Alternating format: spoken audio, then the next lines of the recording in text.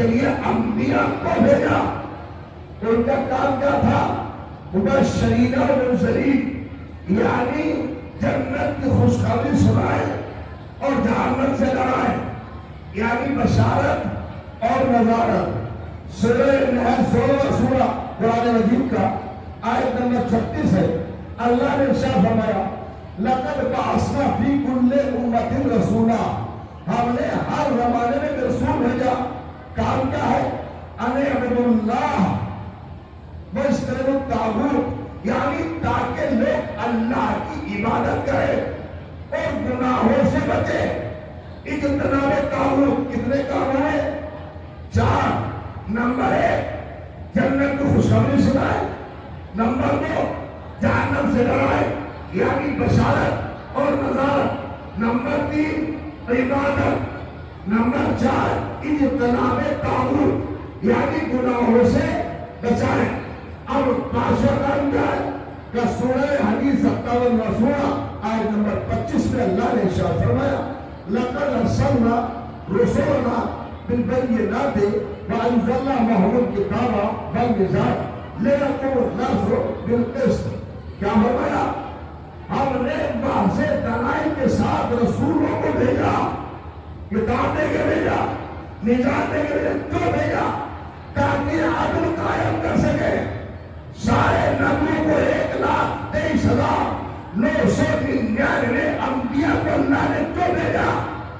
5 کام کے لیے: بشارت، نذارت، عبادت، اجتناب طاغوت اور 5واں تاکہ عدل قائم کر سکے. ایک پروردگار جسے تمہیں معلم قرآن بنایا، جسے مفسر قرآن بنایا، جسے حامل قرآن بنایا، ان کو کیوں بھیجا؟ کہ پڑھو سورہ اعراف 7واں سورہ ہے 157 نمبر آیت ہے. اللہ نے اپنے حبیب کا قصیدہ پڑھا الذین یتبعون الرسول النبی الأمی الذی یجدونہ مکتوبا عنده فی التوراۃ والانجیل یأمرهم بالمعروف ینہاهم عن المنکر ویحل لهم الطیبات ویحرم علیہم الخبائث. جو لوگ رسول نبی اور امی کا اتباع کرتے ہیں، اپنے پاس تورات اور انجیل میں لکھا ہوا پاتے ہیں. یہ رسول کون ہے؟ جو نیکیوں کا حکم دیتا ہے، برائیوں سے روکتا ہے، پاکیزہ چیزوں کو حلال چیزوں کو پاکیزہ چیزوں کو حلال کرا دیتا ہے اور خبیث چیزوں کو نجس کرا دیتا ہے. یعنی یہ رسول جسے سب سے اعلیٰ بنایا، سب سے بلند بنایا. کتنے کام بتائے؟ نیکیوں کا حکم دینا، برائیوں سے روکنا، تمام حلال چیزوں کو پاکیزہ چیزوں کو حلال کرا دینا اور نجس چیزوں کو حرام کرا دینا. اور رسول کے بارے میں کیا کہا جاتا ہے؟ رسول امی، یعنی ان پڑھ. اور اللہ کیا کہہ رہا ہے؟ 4 کام ہے. نیکیوں کا حکم دینا، میں جانتا ہے تبھی تو کہیں گے نا نماز پڑھو، روزہ رکھو، حج کرو، زکات نکالو، ہے نا. اچھائی کا حکم دینا، برائیوں سے روکنا، جانتے تبھی تو کہیں گے حسد نہ کرنا، غیبت نہ کرنا، برائی نہ کرنا، لہذا ایک دوسرے کو نہ ستانا، کسی کا ظلم نہ کرنا. اور جو پاکیزہ چیزیں ہیں انہیں حلال قرار دیتا ہے، وہ جانتا ہے یہ پاکیزہ ہے تبھی تو کہے گا نا. خبیث چیزوں کو نجس قرار دیتا ہے، حرام قرار دیتا ہے، جانتا ہے نا یہ نجس ہے تبھی تو بتائے گا یہ حلال ہے، یہ حلال ہے، یہ حلال ہے، یہ حرام ہے، یہ حرام ہے، یہ اچھا ہے، یہ اچھا ہے، یہ برا ہے. عجیب مسئلہ ہے. پیغمبر سب کچھ جانتا ہے اور پھر بھی انپڑھ ہے. سلام علیہ محمد وآلہ.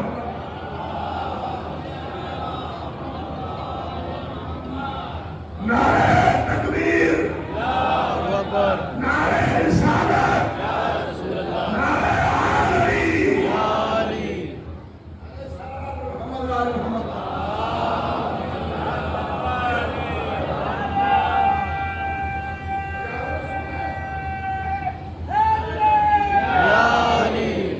جسے اللہ نے سب کچھ دے کے بھیجا. اب سورہ سب 61واں سورہ قرآن مجید کا نمبر 9 هو الذي ارسل رسوله بالهدى ودين الحق ليظهره على الدين كله ولو كره المشركون. ہم نے ایسا رسول بھیجا ہدایت اور دین حق دے کر تاکہ رسول کو ہدایت اور دین حق کے ذریعے تمام ادیان پر غالب بنائے.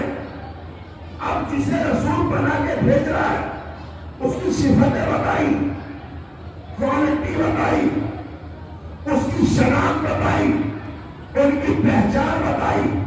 نمبر 1 جسے ہم نے رسول بنا کے بھیجا, جسے ہم نے قاصد بنا کے بھیجا, قاصد بھی عربی کا لفظ ہے, جسے ہم نے ایلچی بنا کے بھیجا, ان کی کیا صفت ہے کہ نمبر 1 جو پیغام آ رہا ہے اسے ریسیو کرنے کی صلاحیت اور اہلیت ہو, ریسیو کرنے کی صلاحیت اور اہلیت ہو. نمبر 2 حافظہ مضبوط ہو, بھول نہ جائے. نمبر 3 فصیح و بلیغ زبان جانتا ہو, یعنی ہر زبان جانتا ہو. نمبر 4 صادق بھی ہو, امین بھی ہو. اپنی بات چھوڑیے, اپنا آپ کو اپنے اپنوں سے کہلوانا اور بات ہے, اور دوسروں سے امین کہلوانا, صادق کہلوانا اور بات ہے. ابو جہل تاریخ کا سب سے گھناؤنا نام ہے. ابو جہل جاہلوں کا باپ, اس نے اپنے بیٹے اکرمہ کو پکڑا, مکے سے باہر لے گیا, گڈھا کھدوایا, آدھا گڈھے کے اندر اسے دفن کر دیا. اب پوچھا یہ بتا محمد سچا ہے یا نہیں؟ دیکھیے اپنے آپ سے سچا کہلوانا اور بات ہے, دوسروں نے سچا کہلوانا. ابو جہل اپنے بیٹے اکرمہ کو مکے سے باہر لے گیا, گڈھا کھودا, آدھا گڈھے میں دفن کیا. اب پوچھا کہ اگر تو نے ذرہ برابر کی کوتاہی کی کتوں کو چھوڑ دوں گا, تو نہیں بچے گا, تیرا نام نہیں بچے گا, نشان نہیں بچے گا. بتائیے بتا جو رسول ہے اللہ کا یہ سچا ہے یا نہیں ہے؟ اکرمہ نے آنکھوں میں آگے ڈال کے کہا بابا مجھے اپنے حلالی ہونے میں تو شک ہے, لیکن محمد کے سچے ہونے میں شک نہیں ہے. سلام بھائیے محمد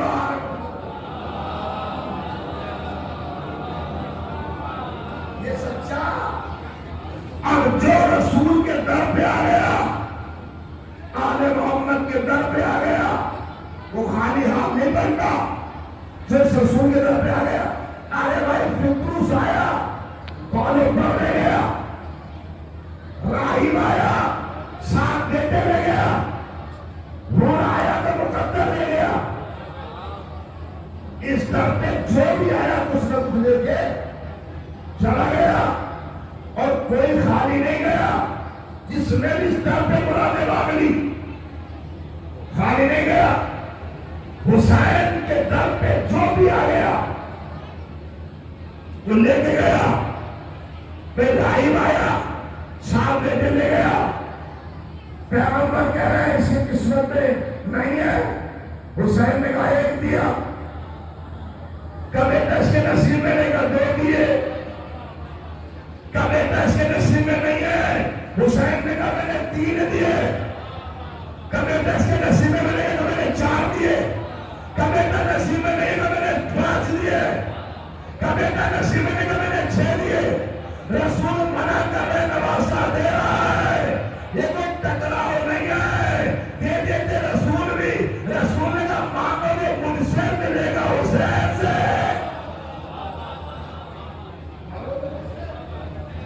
ملے گا.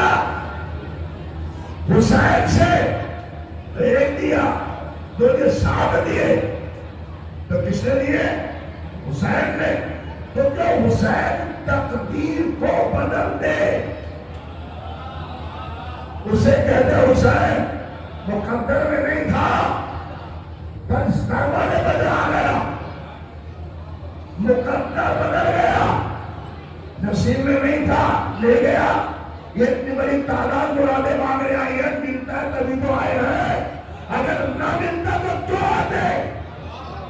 یہ اپنے گھروں کو چھوڑ کر 30 سے 40 کلومیٹر سے آنا اس بات کی دلیل ہے کہ اس گھر سے میں خالی نہیں جاتا. جو بھی آتا ہے کچھ نہ کچھ لے کے جاتا ہے. بے اولاد آتا ہے اولاد لے کے جاتا ہے. بے گھر آتا ہے گھر لے کے جاتا ہے. بے رزق آتا ہے رزق لے کے جاتا ہے. مندرے دوں گا فکروس آیا بالوں پر لے گیا. اے حسین کے جب رسول کے نواسے کی ولادت ہوئی فرشتے آ رہے ہیں. نور ہی نور ہے. فرشتے ہی فرشتے ہیں. نور برس رہا ہے. پھر درست اس کے بالوں پر زندے رہتے تک کیا ہوا؟ کاج رسول کے یہاں نواسے کی ولادت ہوئی ہے. کہا مجھے بھی لے کے چلو. لے کے آئے. رسول میرے بالوں پر